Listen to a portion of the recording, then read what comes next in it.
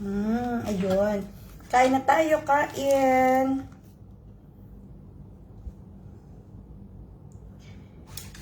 Tayo ay, bakit parang wala? Tayo ay bumili ng kanin dahil hindi na nakapagluto. Tinatawagan ko sana ang anak ko para magluto ng kanin. Hindi man nasagot sa telepono eh. Ba't kaya ang mga anak ko ay nagtelepono pa tapos hindi naman ako sinasagot sa tawag? Siguro kanina mga tulog. Basmati rice or Iranian rice. Tapos gusto ko sana kung sardinas, yung sanang kanin natin. Kaso hindi ko nga nautosan ang aking anak magluto at hindi nasagot sa telepono kanina. Kain tayo, kain. Ako, hindi talaga kasundo ng kanin na ito ang ating sardinas. Tayo sa may mangga mga kaulam, manggang hinog. Ito talaga ang pinaka the best na mangga dito sa UAE. Bismillah. Isa ito sa pinakamasarap na mangga na natikman ko. Actually mga kaulam, paborito ito ng inay. Kaso hindi inabutan ng inay dahil nung umuwi siya hindi pa season.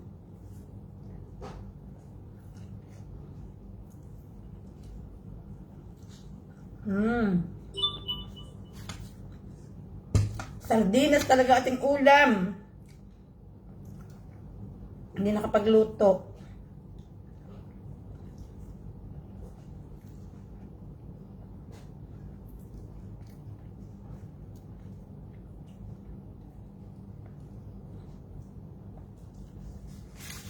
Actually mga kaulam, ang sa asawa ko ay biryani. Hindi talaga ako po pwede ng biryani na mga 2 times a month. Hindi talaga ako pwede sa biryani ng parati. Hi Levi, kain na Levi. Nora, kain. Digay ari ang pang-ulam, sardinas. Tsaka manggang hinog. Oh. Wala naman sasarap Wala nang sasarap pa kundi sardinas. Talagang isa sa the best sa akin na ulam.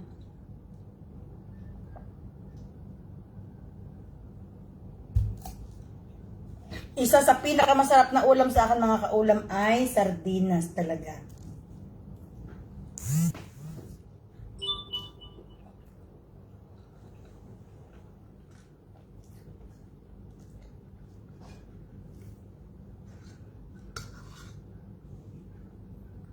Kain, Jen! Nako, talagang hindi ko na kayang hintayin ang bukas. Talagang kahapon ko pang minimithi rin sardinas na are. Actually, ako may sweet and sour na chicken nga sa ref. Hindi ko pa magalaw dahil nga, mas gusto ko itong sardinas. Honey, can I have 1 spoon please? What are you eating with how many spoon? No, I will use it for mango. I want. Yeah. You're eating mango. Yeah. Bakit mareklamo ka ngayon? Para kutsara lamang ang pinakukuha ko sa iyo. Eh kung ikaw ipaglalakoin ko pa ng isda, lalo ka nang mareklamo. Mango with the sardine? You will make well. No. Yeah. You should be ready. Toong napakuha ka lang ng kutsara iiki. Maraming ngol-ngol. Your tummy is working Yeah. with mango? Yeah. How is this? That is a big question. Ma'am Maripe, kain tayo Ma'am Eva. Sweet or how?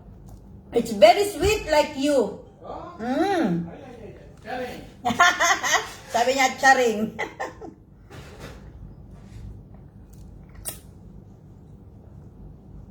Honey, come na. I want you to eat with me. You start already. Yeah, but because I am so hungry. Start, خلاص, that is good. Who is the start? Who will wash?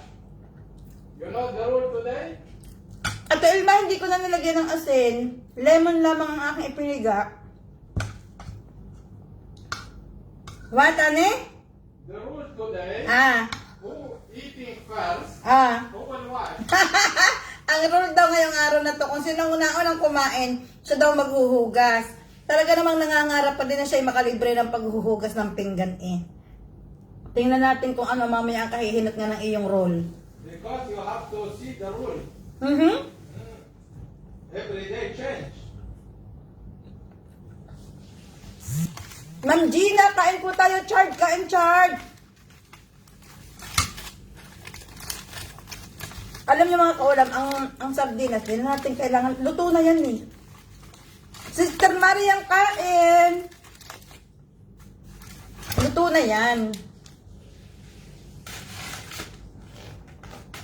Lemon lamang ang katapat niyan. At saka ano, ang iba naglalagay ng asin. Ako mga kaulam, hindi na ako naglalagay ng asin kasi nga, hanggat kaya natin mga kaulam magbawas ng asin, magbawas tayo. Ma'am Maris, Donato, kain po.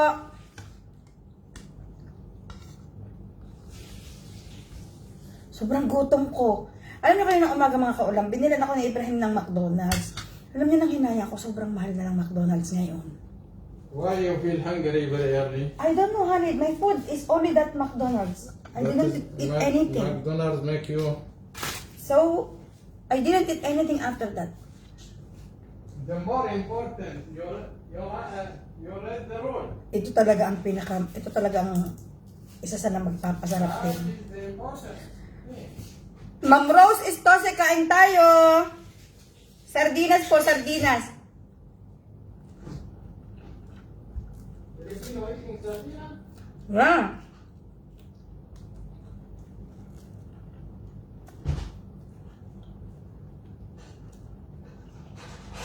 They said they born in California, Mhm. not eating sardine.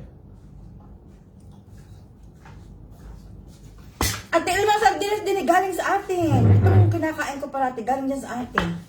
Sa Filipino supermarket. Meron naman din eh. كيف الحال؟ Meron naman din ang tawag Spanish sardines. Eh, matabang. The people they live in the mountain now even the sardine complain. Subhanallah. Before long time ago nobody have food to eat. Honey, I cannot complain. If you will put in front of me sardines, I cannot complain anymore. No, I meant I that- will say, Alhamdulillah, The people I have sardines. complain about the food should be not complain. Thanks God whatever. Yes. Yeah. If it's sardine, what is sardine is not food. Sardine food, everything. There is one bakla in the Philippines like that. What? Hmm? She doesn't like sardines. She said it's too much baho. I don't know if it's only for her for his content, but I don't like No, her. this is maybe just joke. She don't like. She need the steak. You know steak, the green one in the farm. That is the steak and put in the plate. After she will know how is the life. كيف الحال؟ شو الأخبار? We start with the food talking. Doktora, kain na. Ma'am Edna Oliva Marcaida, Ma'am Cora Masilungan, kain po. She is doctora? Hmm? Digay doktora, digay ari nagpatanim ng buhok. I am also- What month, honey? December. Now is near 5.5. Parang January siya No, December 28. Oh, tama, patay date, alam. Nagpa-transplant ang doktora. December They 28. said, bakit ngayon ka lang? Dumating sa buhay ko. Bilit Binoy buksan ang sarado ko puso. Ikaw ba ang nararasakit sa ulo? Kasi half buhok, another half like Batangas Airport.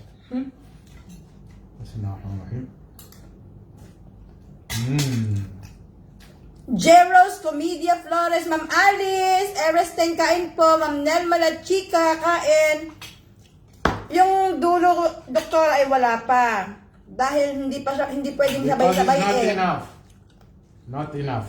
After 1 year pa daw, yung dulo, yung dini. No, this is 7. And you will spend again that much? Not that much is welcome 3,000 minimum. Are you sure? Another area, yeah. No, that Iranian expensive. Because in the front is important, in the middle doesn't matter. Just the food. Just to fill up it. Fill it up, not fill up it. Huh? Fill it up. Fill it up and fill up it. That is grammar. This is Spanish. That is from Scotland. They said it looks good on you. Huh? Because it's no hair and now it's half hair. She's my friend, dentist, Huh? from Lucena.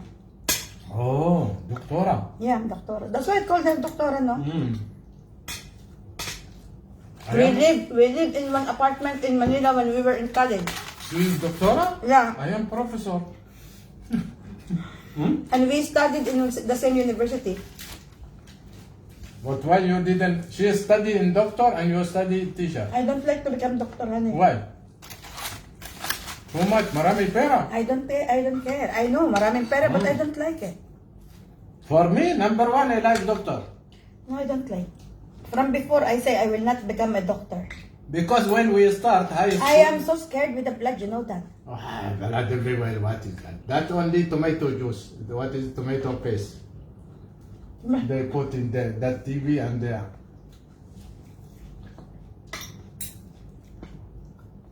Because my high school near to finish, I was there Iran with Iraq war in that time. 1988, 87. I was in high school. Still Iran and Iraq war.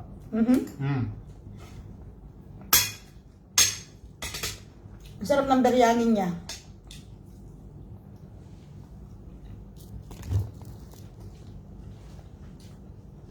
I'm done.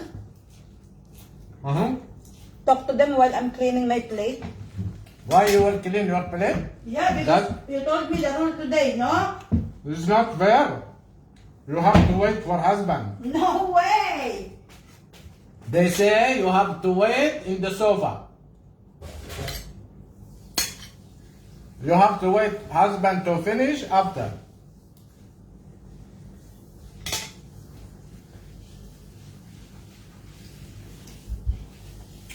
You didn't eat jajir.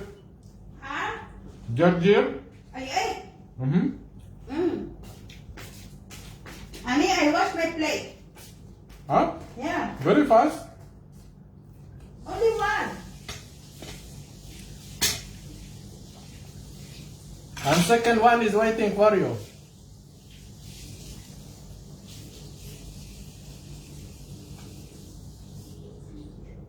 Before I eat so many biscuits, still I feel full. When you eat McDonald's morning, you will feel hungry very quickly. That's why, no, that's why I'm very hungry. I don't know why. Oh, Yeah. Because next time. No, I have solution. Ah. If you order McDonald's next time, give the husband. parang hindi naman gusto yung makain pa yung ganang sa akin eh. Now, I will eat my mango. Ma'am Tess Eya, Panjet Amon, Why too much red? Ma'am Susie Randael, Ma'am Digna Fermis, kain tayo ng Pakistani mango. Sobrang sarap nito. I buy another one. I don't know. I don't like it. That one. Hindi. Ito mga kaulam, ito ang paborito ng inay dito sa Dubai ay itong mangga na ito. Hindi niya inabutan dahil nung umalis siya, hindi pa season. Eh ngayon season na. Tapos pagbalik niya dito, inshallah, hindi na season, kaya hindi niya aabutan. In Philippines, not like this mango. But we have the best mango also. It's small and green. You have No, baby. no, no. Tiny mango. You saw the mango there. You ate the mango No, there. it's different than this one. It's small. And maasim is not. No, honey. I eat that one. They give me maasim.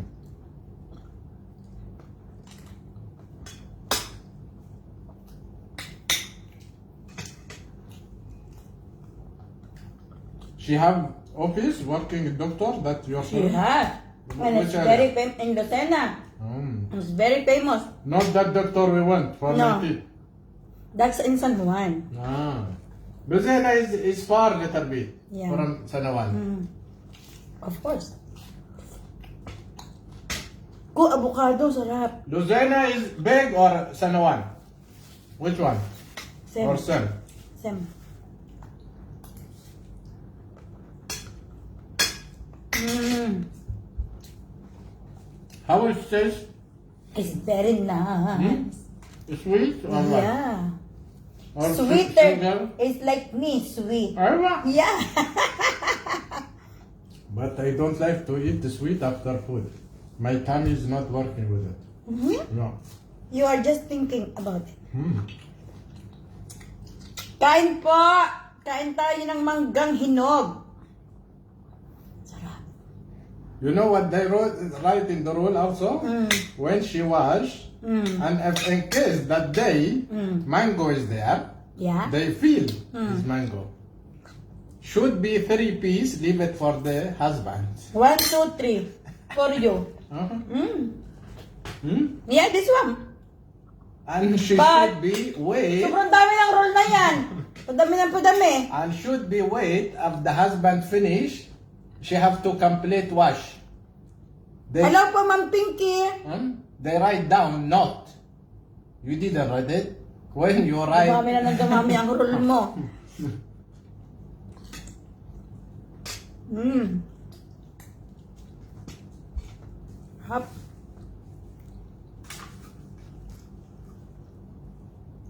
Bastahan, bibili kayo bukas ng manggang hinog. Kayo kakain din ng manggang hinog.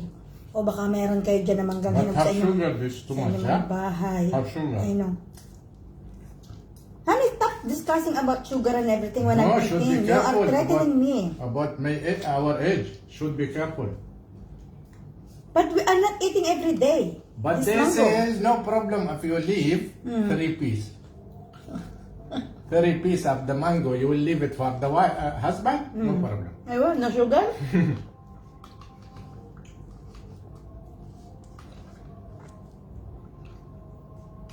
Your sugar is what come opposite, is what come salt. Mhm. Yeah. Kain po tayo, Ma'am Regina. Alhamdulillah. Wala naman po kaming diabetes, alhamdulillah.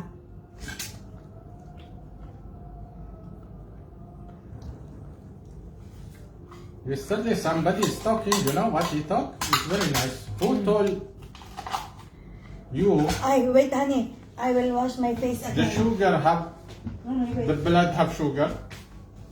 Very nice talk, huh? I should be search about it.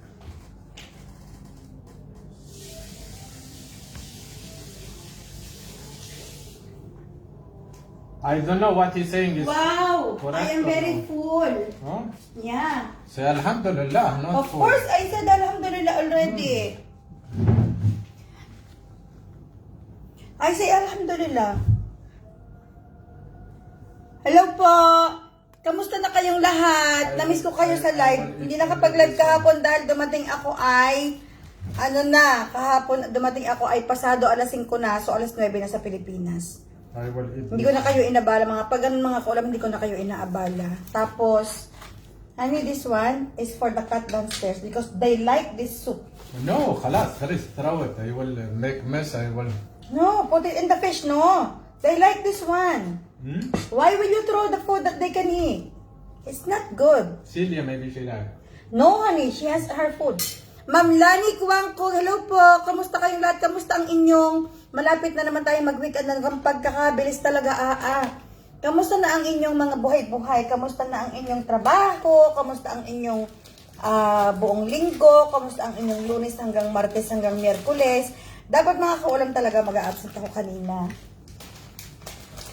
Sobrang taba ko na talaga. Siguro ng mga, why it's all broken. Huh? Durog. That is for the packaging. Honey, it's all durog, oh. Hmm? What did you do? This is from supermarket, is broke. Tell them, don't sell if it's durog, no? Broke? Durog. It means broken. It's D-U-O-R-O? smashed. T-O-R-A. Broke? O-R-G-U. Ma'am Maria, Elena Hogno, kain po. Broke is meant broke? Hindi ko na alam kung paano ako magda-diet. Sobrang laki ko na talaga, promise. Pero ang inay magda-diet kami. Sabi ng I Ine, finish it. parati sinasabi ng Ine na, hayaan nyo na, at least kayo ay hindi kayo yung iniisip namin na wala kayong ganang kumain, hindi kayo makakain, okay lang yan. Pero syempre kahit pa paano ako lang hirap pumili ng damit, ang hirap magdamit, hindi mo na maintindihan kung nasusuot mo. Alhamdulillah.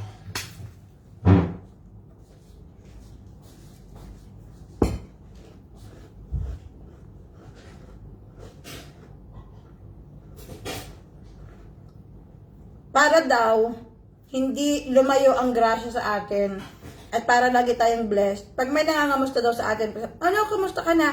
Ang atin daw isasagot parati is, all is well, salamat sa Diyos. Parang ganyan, parang ang lahat ay maayos, salamat sa Diyos. Parang ganyan, dapat daw parating ganyan ang ating sagot. Ma'am Mimi, kain po tayo. Ang aking ulam talaga sardinas. Pag ganitong wala akong time magluto, nagsasardinas ako. Gusto ko sana paksiw ng bangos. Ano ng oras? Mag-tutor ako maya-maya ng kaunti eh.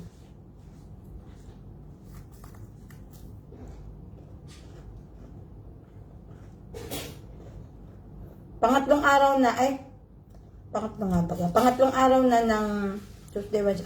Pangatlong araw na ng exam ng mga estudyante ko, kaya hanggang next week na lang sila, 14.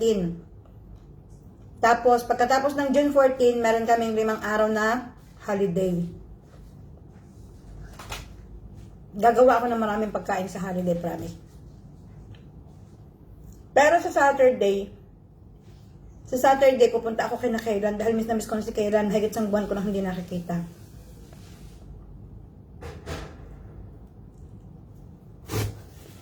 Ay! Sakto pala isang buwan ngayon. Ma'am Hadja, Hajura, kain po tayo. Ma'am China, Sumagwe, Manalo, kain. Sardinas ang inulam ko dahil hindi makapagluto. Actually, kaya ko naman magluto sana. Kaso, bago ako umalis kanina, nakalimutan ko talaga at nawala talaga sa isip ko na mag-defrost from the freezer. So, wala akong maluluto dahil ang tagal pa bago ma-defrost. Sabi ko, bibili na lang ako ng sardinas. Lagi naman ako may sardinas din eh. So, nag-ulam ako ng sardinas, tapos naghiwa ako ng Pakistani mango. Tapos, Ibrahim, ito ang kanyang kinain, chicken biryani. Ayan. Hindi ko talaga kaya, mga kaulam, kumain ng biryani ng 2 times a month. I cannot. Ang iba talaga, kahit araw-araw biryani, hindi ko talaga kaya. Alam nyo nga, no honey, I'm bored if it's, no.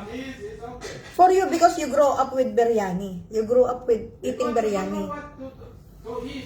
Ma'am Shirley Guevara, alam niyo mga kaulam, meron ako ikukwento sa inyo. Isang beses yon, siguro mga 7 years ago, Ramadan yon.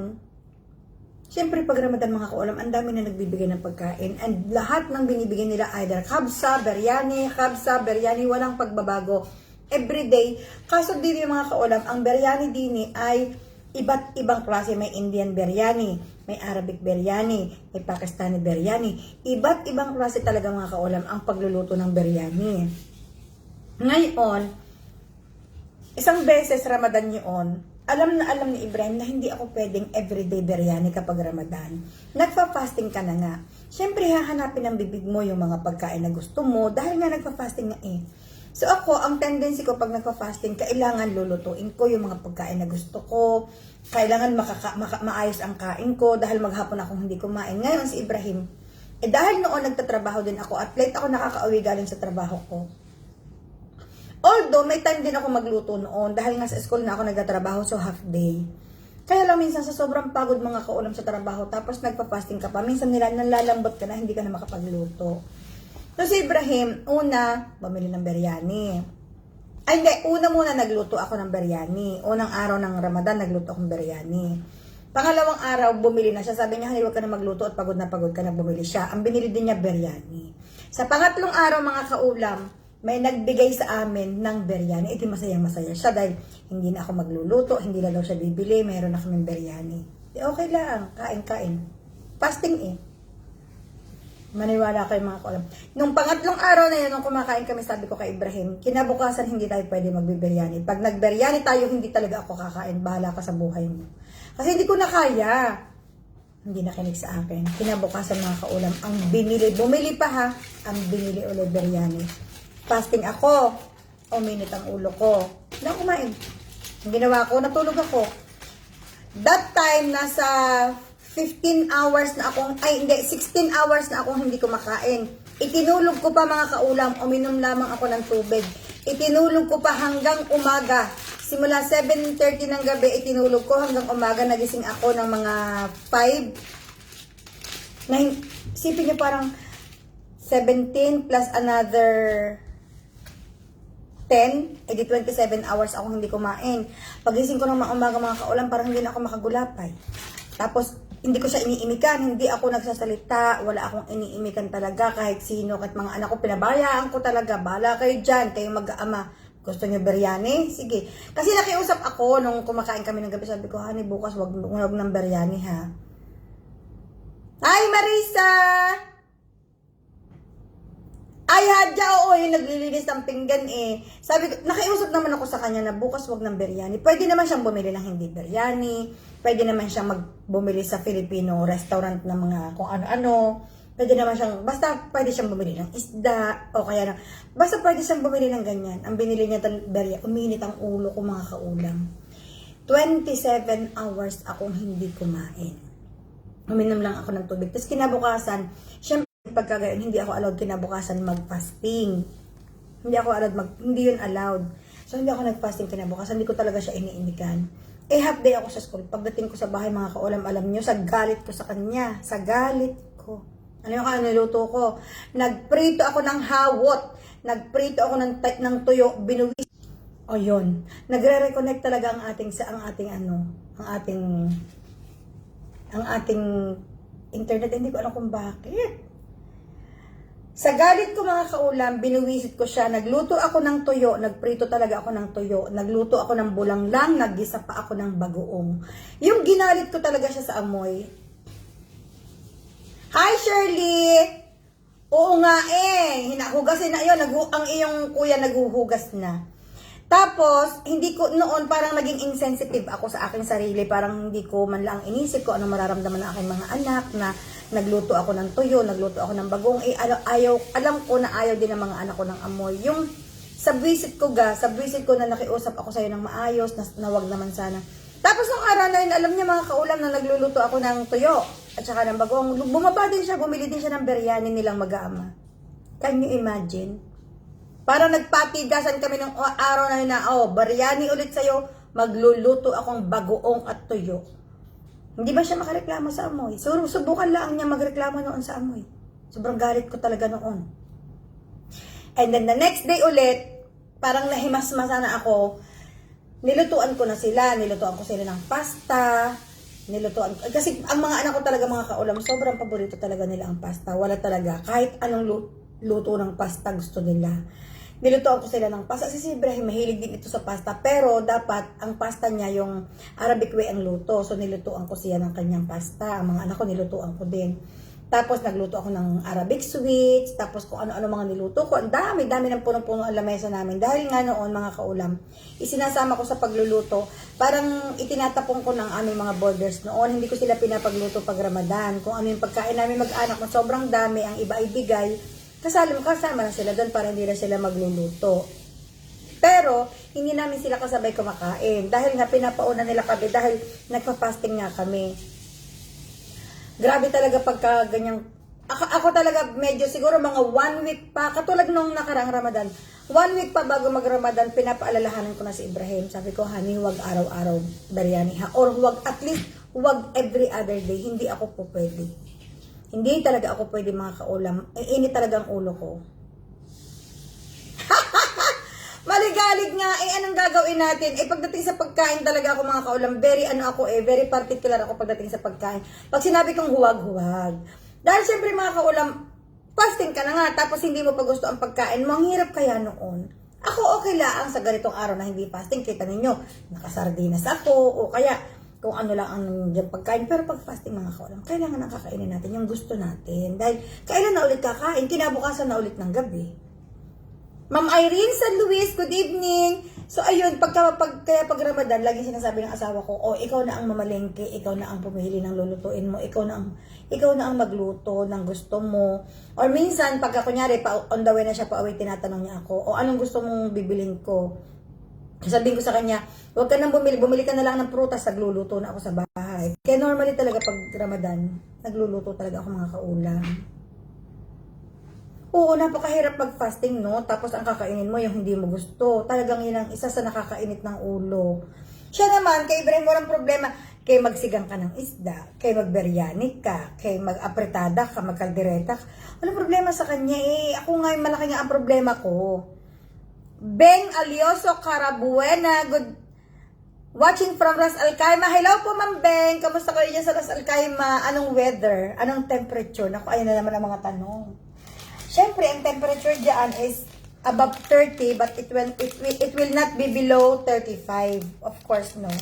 Pero, ay, ba't iba ang kulay nito? Honey, the color is different. Which one? This one is chocolate. I don't know. Yeah. Because it's very Nagulat ako. Ma'am Melissa, hello po. Mainit talaga. Pero din sa Sharjah, hindi masyadong mainit. Alam niyo, nagtataka kami ni Ibrahim. Halimbawa, nasa Sharjah kami ngayon. Maya-maya, halimbawa, pupunta kami sa Dubai.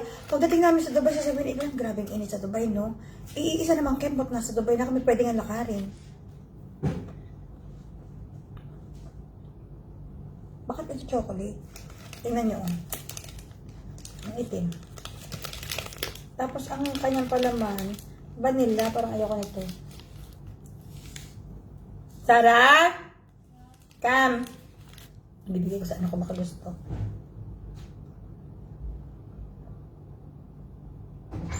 Try this, anak.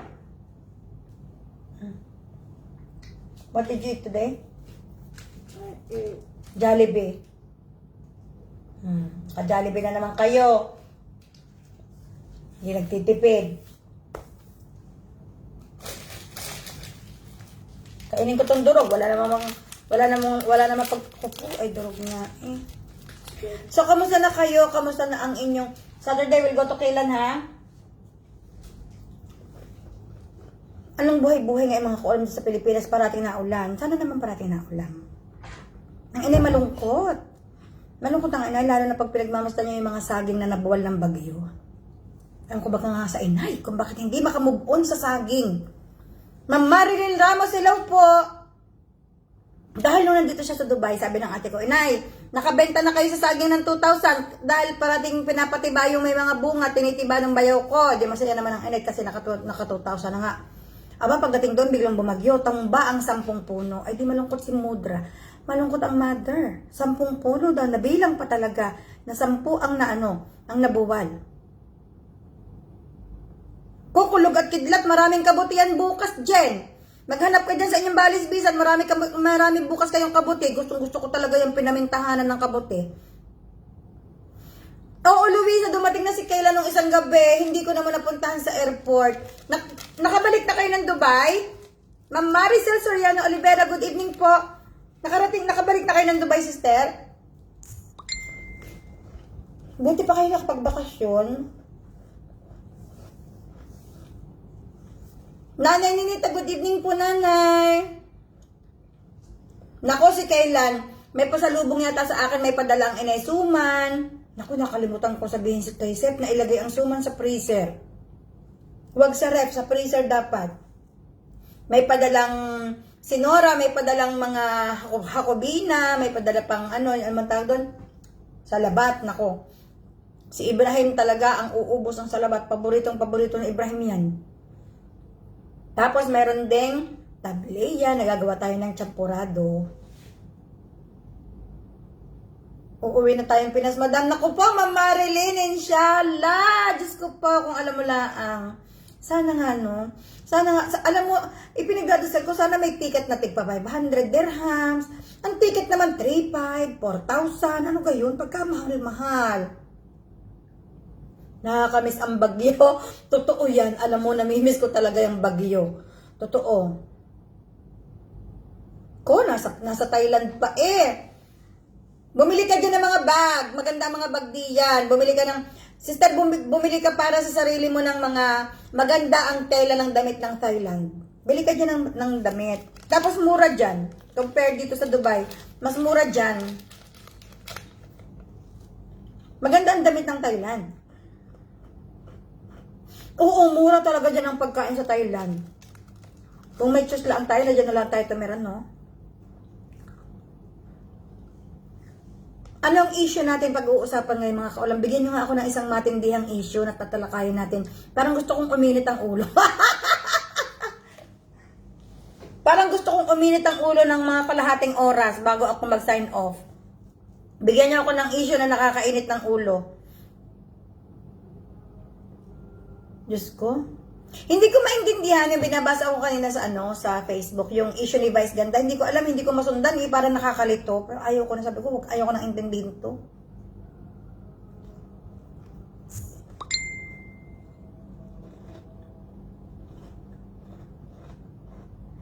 Pero uminit ang ulo ko dun sa isang bata, yung bagong graduate na batang lalaki. Hindi ko alam kung graduate siya ng college o senior high, hindi ko alam.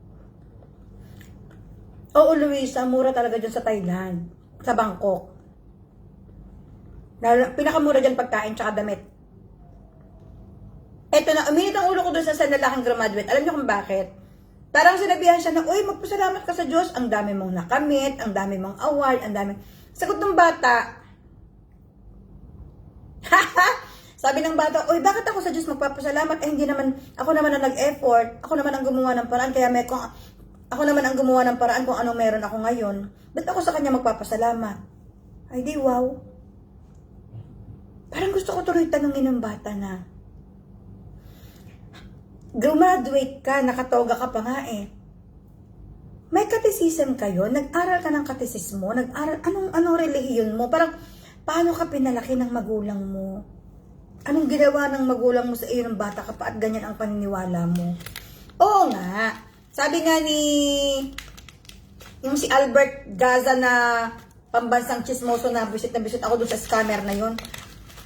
Kumakampi siya dun sa bata kasi daw ang tao daw may kanya-kanya talagang paniniwala. Oo nga, pero pagdating sa Diyos, hindi pwedeng isa-set aside, hindi pwedeng i-ignore mo kung ano ang kontribusyon ng Diyos sa buhay mo. Hello. Wala kang kontribusyon kung walang Diyos. Bakit daw siya sa Diyos magpapasalamat? Siya na naman ang nag-effort kung anong meron siya. Ay, di wow. Kung kapatid ko yun, pupumpyangin ko talaga yun. Promise. Anong karapatan niya na i-disregard kung ano ang nagawa ng Diyos sa kanya at kung ano pa ang kayang gawin pa ng Diyos sa kanya? Kung saan mo nakilala ang asawa mo? Ma'am Zenny, meron akong upload kaninang umaga. Ang upload ko kaninang umaga kung saan at paano ko nakilala asawa ko, andun. Sa video.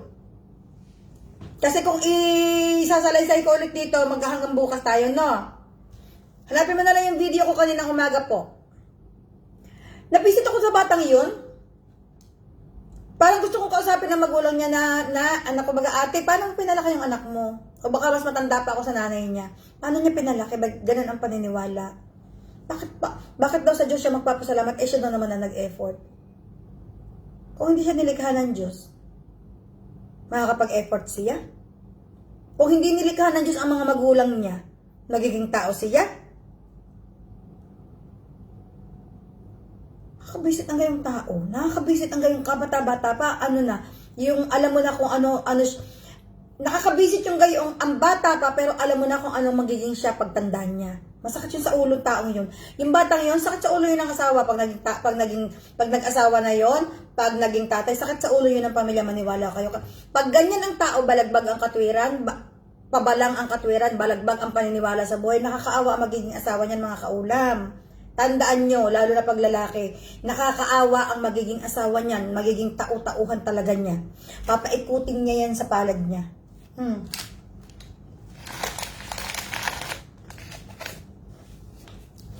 Ako lagi ko sinasabi sa mga anak ko, Huwag kayo mag-aasawa ng taong hindi naniniwala sa Diyos. Hindi pwede sa akin yan. Kahit pa gano'n nila kahala ng lalaki, aagawin ko talaga ang asawa ko. No, no, no, no, no. Parati ko sinasabi, hindi ako mamimili ng papangasawahin ng anak ko. Ano man ang estado niyan sa buhay, no problem. Kasi hindi man kami mayaman. Pero ang pinaka number 1 na nasa listahan ko, maka-Diyos. May paniniwala sa Diyos, may pananampalataya sa Diyos. Yun ang numero 1 ko.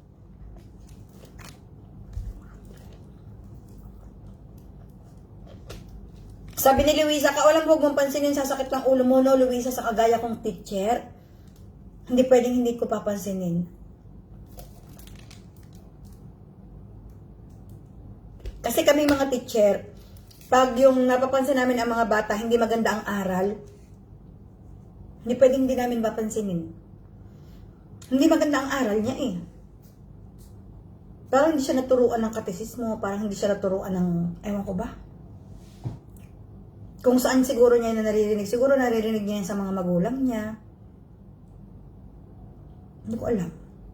Pero mga kaulam, marami ako nakasama sa buhay ko dito sa abroad. Marami akong taong nakasama dito na hindi naniniwala sa Diyos. Na hindi daw po pwedeng ang Diyos ang gumagawa ng paraan sa buhay nila. Sila daw yan. Kasi sila daw ang buhay. Yan talagang paniniwala niya. Pero, pinapakasamahan ko pa rin sila kasi mababait naman sila. Mababait sila, yung kumbaga sila, parang sinasabi nila na wala silang Diyos pero hindi sila gagawa ng masama. Yun ang sinasabi ng mga naging kaibigan ko dito. Wala silang Diyos pero hindi sila mananakit ng kapwa, hindi sila manlalamang, kasi naniniwala sila na ang tao dapat mabuti. Kasi ilan yung naging kaibigan ko na walang Diyos? 4 dito, puro sila puti. Pero sobrang babait nila. Ano sila, ang katwiran nila, kailangan kong maging mabuti. Hindi ako pwede maging masama kasi tao lang ako. Meron siyang kanyang paniniwala. Pero pag ikaw, wala ka nang Diyos, sa bahay pang ugali mo. Hindi ko alam kung sa kapupulutin. Diyos ko, natatakot ako sa mga ganyang klaseng tao. Magandang gabi, Beck Salazar! Good evening! Naawa ako sa ganyan kasi pag nag-asawa yan mga kaulam, anong tuturo niya sa anak niya? Anak, wag na magdasal kasi hindi naman yan, tayo naman ang humanap ng pagkain na yan, hindi yan galing sa Diyos kasi tayo naman na naghanap ng pagkain yan. Ay. Tapos lalakading pabalang yung anak. Hanggang sa maging lahi na, hanggang sa maging angkan na, hanggang sa dumami na. Pero alam nyo ito mga kaulam, medyo, nung isang araw nag-uusap kami ng asawa ko, medyo natakot ako ng kaunti. Kasi sabi ng asawa ko sa akin, hindi ko alam, out of nowhere, bigla niya sinabi sa akin na, alam mo ga, honey, sabi niya sa akin, alam mo ga, darating ang araw, nakasulat daw ito sa banal na kasulatan. Sa banal na kasulatan namin, mga Islam. Ewan ko lang mga kaulam kung nakasulat ito sa Katoliko, hindi ko alam sa Biblia kasi hindi ako masyado nakapagbasa ng Biblia nung Katoliko pa ako. Sabi daw, nakalagay daw doon, naimbag nga rabiem, kabsat nga idol, ay, magandang gabi po, kabsat, ano to, Ilocana. Thank you, Ma'am Cristina Francisco Esta Dakasin.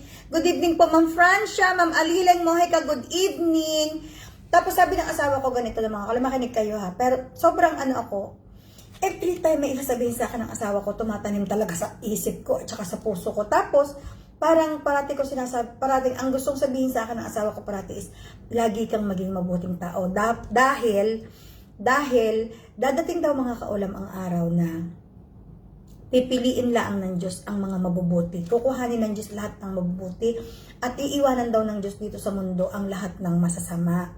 Tapos, sabi ko, ano mangyayari doon sa mga masasama na yun? Maglalabo-labo sila, maglalaban-laban sila, hindi nila kikilalanin ng isa't isa, kahit magpapamilya sila, magpapatayan sila, kasi masasama sila. Tapos kukuhanin na lang daw ng Diyos lahat ng mabubuti. Kaya sabi nga sa akin ng asawa ko, parati kang maging mabuti, kasi pag dumating ang panahong iyon, magiging sobrang hirap na ng buhay dito sa mundo ng mga maiiwan na mga masasamang tao. Dahil wala na silang guidance Mawawala na sila ng guidance, mawawala na sila ng mga biyaya. Alam niyo yung sila na lang sa kanilang sarili.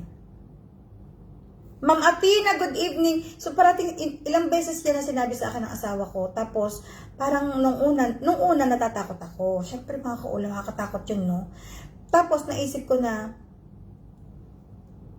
kailangan talaga maging mabuti tayo. Kasi pag dumating daw yung araw na yun, sabi ng asawa ko, yun daw ang magiging pinakamahirap na parte ng buhay ng mga maiiwan. Lahat daw ng hirap dadanasin nila. Kasi wala nang guidance wala na. So parang sabi ko, parang ang hirap naman, parang nakakatakot naman maiwan. So kailangan kong maging mabuting tao. Alam niyo mga kaulam, yun na nakakatawa sa asawa ko. Simula naging mag-asawa kami, ang dami talaga niyang naituro sa akin ng mga ganyan. Katulad ng isa na ito. Shoutout po Ma'am Irene San Luis. Good evening. Ito pa isa pang sinabi ng asawa ko. One time nag-usap-usap kami. Ewan ko kung bakit napadpad ang usapan namin doon sa mga taong kahit tubig. Pag dumating ka sa bahay nila, kahit tubig hindi sila nag-aalok. Tapos napadpad din ang usapan namin doon sa mga kumpanya na ang mga may-ari ng kumpanya kahit tubig hindi man lang makapagpalibre sa mga staff. Yung mga ganyan. Sabi ng asawa ko, alam mo ba honey, ganyan na naman siya, meron na naman siyang yung may mga, pag dumating ang araw at namatay siya, sabi niya, unang-unang itatanong sa kanya sa taas, sa langit, ang tatanungin sa kanya is, ano ang role mo sa lupa? Sabi ko, ako pa naman namimiloso po pa ako. Sabi ko, bakit pa nila tatanungin kung anong role sa lupa? Di ba dapat alam nila yun, sila nga ang namamahala Hindi, honey, kailangan manggagaling yun sa taong nilikha. Kailangan manggagaling sa kanya ang magiging sagot, ang magiging hatol sa kanya, magiging base sa mga sagot niya. O sige, nakikinig ako. Sabi ko, tapos, tatanungin siya ng Diyos, ano ang naging role mo sa lupa? O yun, tapos, kapag ang sagot, halimbawa, ako ay naging, may-ari ako ng isang kumpanya, may tauhan akong 300. Ang sasabihin ng Diyos, anong binigay mo sa tauhan mo? Anong ipinaranas mo sa kanila? Hindi ko sila binigyan ng kanilang separation pay. Hindi ko sila binigyan ng libreng pagkain. Tapos, hindi ko sila binigyan ng medical insurance. Kaya ang iba sa kanila hindi nakakapagpagamot. Namamatay na lang. Kasi hindi siya pwede magsinungaling doon. Lahat-lahat ng totoo ang lalabas sa kanyang bibig. Tapos, sabi ko sa asawa ko, tapos pag sinalaysay niya lahat, edi saka siya hahatulan kung ano ang hatol sa kanya. Kaya tayo, sabi niya, hanggat naririto tayo, gumawa tayo ng mabuti. Para pag tinanong tayo doon, lahat ng isasagot natin mabuti. Sabi niya, tapos sabi pa niya, alam mo ba na pag gumagawa ka ng mabuti, gumagawa ka na ng napakaganda mong palasyo doon. Yung para mga ganyan, minsan natatakot ako sa asawa ko pagka nag-discuss mga kaulam ng ganyan. Yung para bagang, minsan, pag yung matutulog na kami, honey, wag na natin pag-usapan gabing-gabi, matutulog na tayo, baka mamaya, ganyan-ganyan. Sabi niya, ba't ka natatakot? Hindi ka mamasamang tao. Kaya minsan alam niyo mga kaulam, pag dumada ko na sa ganyang usapan namin mag-asawa, ako naiwas na. Binabago ko na ang topic. Kaysa mapapunta na naman kami sa ganyang usapan. Pero in fairness, ang dami niya naituro sa akin na ganyan. Ang dami kong natutunan na kailangan talaga maging mabuti tayong tao pala. Kasi nga, diba, pagdating parang, kung totoo man yung sinasabi ng asawa ko, natatanungin tayo na, anong role mo sa lupa? Naku, naging tagapatay ho ako ng tao ng aking boss. Go. Doon ka sa nag-aapoy-apoy. Yung parang ganyan. Iba, parang nakakatakot. Mapapaisip ka talaga na, oo nga, no? Paano nga kung totoo yun? Ngayon pa lang, gumawa tayo mabuti, mga kaulam. Hindi naman ikakabawas ng pagkatao natin Hindi naman natin kailangan maging mangangaral. Hindi natin kailangan maging ganyan kung hindi naman natin kaya. Ako nga, hindi nga ako relihiyosa. Hindi man natin kailangan araw-araw nasa simbahan. No. Maging mabuti lang tayo mga kaulam. Enough na yun. Maging mabuti lang. Ginaganyan ko mga kaulam kasi hindi ako naligo kanina. Maging mabuti lang tayo, enough na iyon. O huwag tayong pabigat, huwag tayong pasakit sa kapwa natin na parati na lamang na tayo na lamang ang nagiging sakit ng ulo, na tayo na lamang ang nagiging sakit ng kalooban ng ating kapamilya, o tayo na lang ang nagiging sakit ng ulo ng ating buong angkan. Huwag na. Huwag gayon. Diba? Ako talaga, sa angkan namin, ako talagang pinakamaligalig. Pero ang ligalig ko ay, yung meron akong pinupunto, meron akong gustong mangyari na dapat ay ganito, hindi dapat ganyan, kasi nga masama ang ganyan, mga ganyan.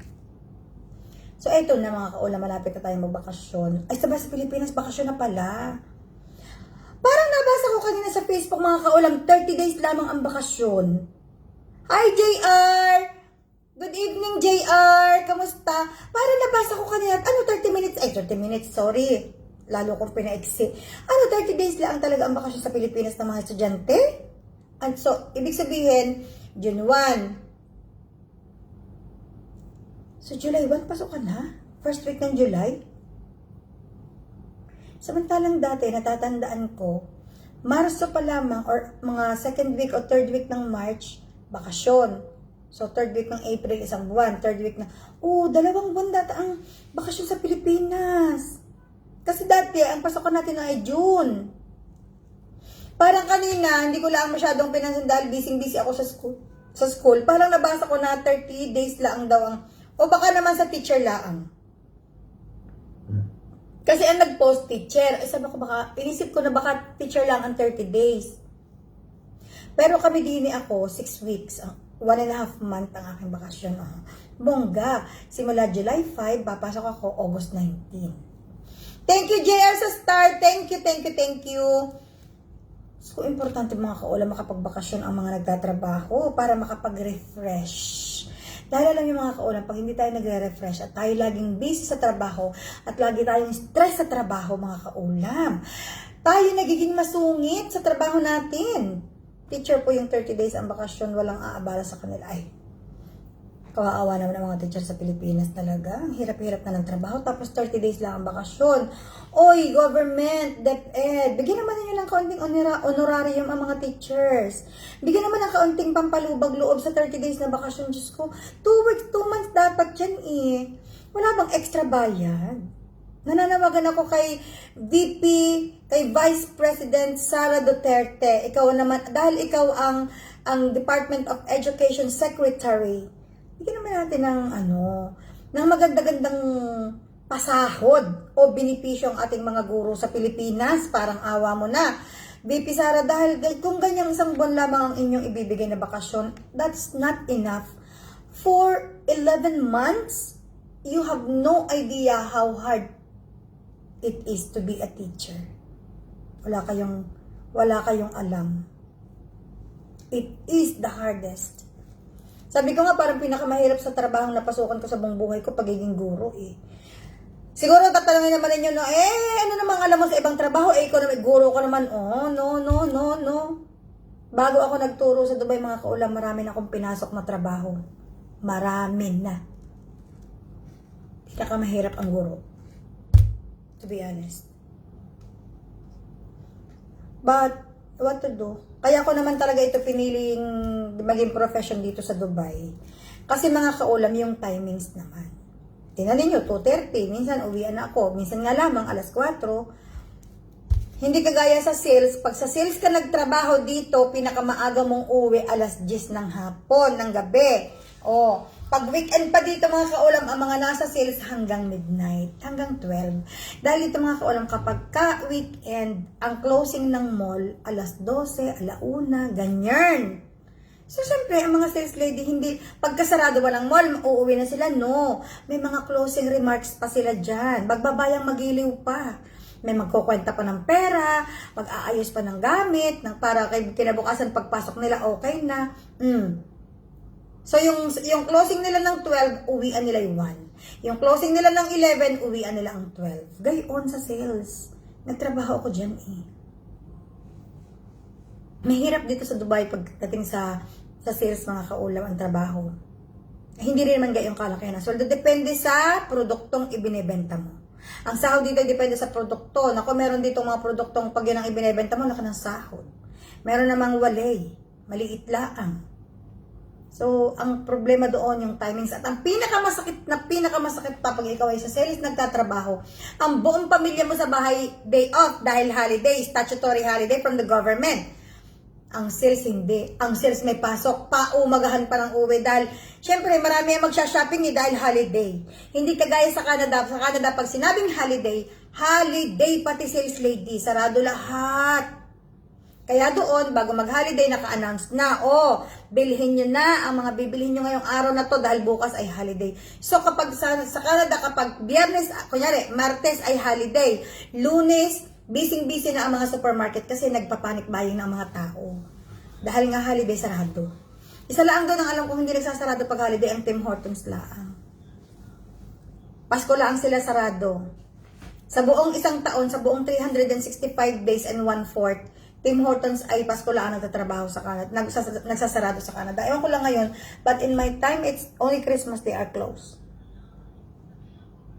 So yung mga kaulam, ako'y tinatamad pang makapaalam pero I have to go. Mayroon akong tutorial today, mayroon akong racket today at naghihintay ang aking dalawang estudyante dahil nga exam, kailangan ko silang i-review, kailangan ko silang turuan today ng pangmalakasang exam bukas. Pero hindi ko alam kung matuturuan ko sila today kasi ang exam nila bukas is Arabic and I don't know how to. So siguro baka kami ngayon, mag-learning kami ng iba ng math or science. Dahil Arabic test nila bukas, hindi ko talaga sila kayang turuan. Hindi kaya ng aking power magturo ng Arabic mga kaulam. Baka ako pa ang turuan ng estudyante ko dahil Egyptian ang aking estudyante. Babush muna sa inyo sa Pilipinas.